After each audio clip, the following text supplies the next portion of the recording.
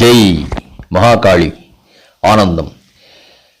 நமது இறைத்துவத்தில் ஸ்ரீ ராமகிருஷ்ண பரமஹம்சம் பகுதி 38க்கு உங்களை அன்புடனும் மகிழ்ச்சியுடனும் வரவேற்கிறோம். ஆபத்தாயஷ தர்மஸ்ய சர்வதர்மஸ்வரூபிணே அவதார வரிஷ்டாய ராமகிருஷ்ணாய தே நமஹ. ஏகம் சத் விப்ரா பகுதா வதந்தி. ஒன்றேயான உண்மை பரம்பொருளான கடவுளை அனுபூதியில் கண்டவர்கள் அவரவர்களின் அனுபவத்திற்கேற்ப விளக்கி வருகின்றனர். குருதேவர் ஸ்ரீ ராமகிருஷ்ணர் சென்ற 37வது பகுதியிலே அன்பே உருவாம் அன்னை காளியை என்ற பாடலை பாடியதை பார்த்தோம். அந்த பாடலிலே வரும் வரிகள், சக்தியாம் அவள்தன் முதலம் தனிலே அணுமுதல் அண்டம் வரை நிறைந்திடுமே, ஆறாம் வேத தரிசனம் எவையும் அவளை விளக்கும் திருநற்றுளவே. ஆம், 6 சித்தாந்தங்களில் சைவம் சிவனையும், வைணவம் விஷ்ணுவையும், காணபத்தியம் கணபதியையும், கோமாரம் குமாரனையும், சௌரம் சூரியனும் முழு கடவுளாக கொண்டு ஆகம வழிபாடுகளை நம் முன்னோர்கள் வகுத்து தொகுத்து அளித்துள்ளனர். இவற்றில் ஒன்றுதான் சாக்தமாகிய 6வது சித்தாந்தம். இந்த சாக்தம் என்ற சித்தாந்தத்தில் அன்னை ஆதிபராசக்தியே முழுவத கடவுளாக கொண்டாடப்படுகிறது. பிரம்மத்தின் முதல் சரணமே ஆதிபராசக்தி மகாகாளி என்றும், இவளின் பாத தூளிகளை தங்கள் தலைகளில் ஏற்றுக்கொண்ட பிறகே சிவன், பிரம்மா, விஷ்ணு ஆகிய மும்மூர்த்திகளும் 33 தேவர்களும் தங்கள் பணிகளை செய்வதாக ஸ்ரீ தேவி மகாத்மியம் கூறுகிறது. ராம் பிரசாதர் இயற்றிய இந்த பாடலில் அதைத்தான் ஸ்ரீ ராமகிருஷ்ணர் சுட்டிக்காட்டுகிறார். பாடலை பாடி முடித்தவுடன் ஸ்ரீ ராமகிருஷ்ணர் வித்யாசாகர் மற்றும் பக்தர்களை பார்த்து, பார்த்தீர்களா, சக்தியாம் அவள்தம் உதரம் தனியே அணுமுதல் அண்டம் வரை நிறைந்திடுமே, இன்னும் பாருங்கள், 6ஆம் வேத தரிசனம் எவையும் அவளை விளக்கும் திருநற்றுளவே என்று பரமஹம்சர் கூறுகிறார். தொடர்ந்து, வெறும் புலமையினால் அவளை அடைய முடியாது, நம்பிக்கையும் பக்தியும் வேண்டும். நம்பிக்கை எந்த அளவுக்கு ஆற்றல் மிக்கது என்பதை கூறுகிறேன் கேளுங்கள்.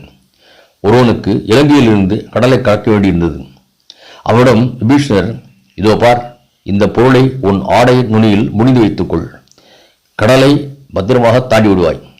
கடலின் மீது உன்னால் நடந்தே செல்ல முடியும், ஆனால் அதை பிரித்து பார்க்காதே, பார்த்தால் அந்த கணமே கடலில் மூழ்கி விடுவாய் என்றார். அந்த மனிதனும் கடல் மீது நன்றாக நடக்க தொடங்கினான். நம்பிக்கைக்கு அவ்வளவு ஆற்றல். கொஞ்ச தூரம் சென்ற பிறகு அவனுக்கு ஓர் எண்ணம் தோன்றியது. விபீஷணர் அப்படி என்ன பொருள் கொடுத்து இருக்கிறார், இதை கொண்டு நீர் மீது இவ்வளவு எளிதாக நடக்க முடிகிறதே என்று நினைத்து உடனே முடிச்சை அவிழ்த்து பார்த்தான். அங்கே ராம் என்று எழுதிய ஓர் ஓலை இருந்தது. அதை கண்டதும், ஓ, இவ்வளவுதானா என்று நினைத்தான். அவ்வளவுதான், உடனே கடலில் மூழ்கிவிட்டான். அனுமனுக்கு ராமநாமத்தில் நம்பிக்கை. அந்த நம்பிக்கையின் வலிமையினால் தான் கடலையே அவர் தாண்டினார். ஆனால் ராமனுக்கோ பாலம் கட்டித்தான் கடலை கடக்க வேண்டியிருந்தது என்று சொல்லப்படுகிறது. இறைவனிடம் நம்பிக்கை இருந்தால் பாவம் செய்தாலும் மகா பாதகம் செய்தாலும் எதற்கும் பயப்பட தேவையில்லை என்கிறார் ஸ்ரீ ராமகிருஷ்ணர். இதை எனது ஆத்ம குருநாதர் மகா யோகீஸ்வரர் பரமஹம்ச ஸ்ரீ ஆனந்த தீர்த்தர் மகா சுவாமிகள் தான் செய்யும் செயல்கள் அனைத்தும் கடவுளாலேயே செய்ய வைக்கப்படுகின்றன என்று உணர்ந்தவன் தவறான காரியங்களை செய்ய மாட்டான். ஒருவேளை தவறை செய்தாலும் அதையும் சரி செய்து கொடுப்பாள் அம்பாள். மேலும் தவறான ஆட்களோடு உள்ள தொடர்பு அற்றுப்போகும். தவறானவர்கள் அவன் பக்கம் வரமாட்டார்கள். மாறாக தீவர்களும் நல்லவர்களாக மாறிவிடுகின்றனர். ஒருவன் கடவுளிடம் கொண்ட பேரன்பும் பக்தியும் நம்பிக்கையும் இத்தகைய மகத்தான செயல்களை மகத்தா ஆக்கிவிடும் என்கிறார். குருதேவர் ஸ்ரீ ராமகிருஷ்ணர் கூறியதையே ஸ்ரீ ஆனந்த தீர்த்தர் இவ்வாறு கூறியிருக்கிறார். அடுத்த பகுதியிலே மேலும் பல அற்புத உபதேசங்களை பார்க்கலாம். திருச்சிற்றம்பலம்.